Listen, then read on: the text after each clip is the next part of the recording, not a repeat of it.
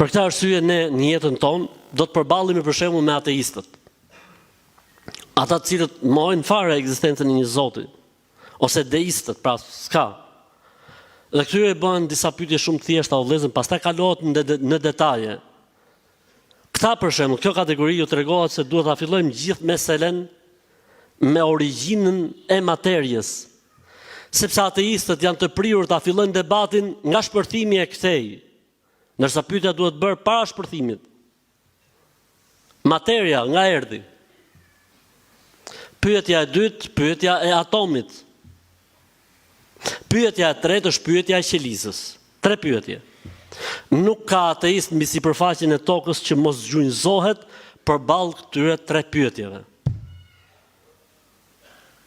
Ekstremi i zgjuarsisë dhe i mençurisë së një ateisti është thotë, po rastësia, rastësisht, ja.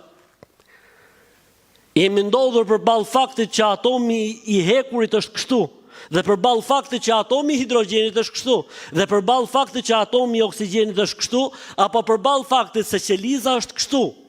Rastësia. I themi ateistit, ky që ti thu se është rastësia është Zoti faktikisht. Thjesht ti nuk beson se është Zoti, po për ne ky është Zoti se s'ka rastësi. Është e pamundur. Se nuk flitet për një atom, as nuk flitet për një qelizë.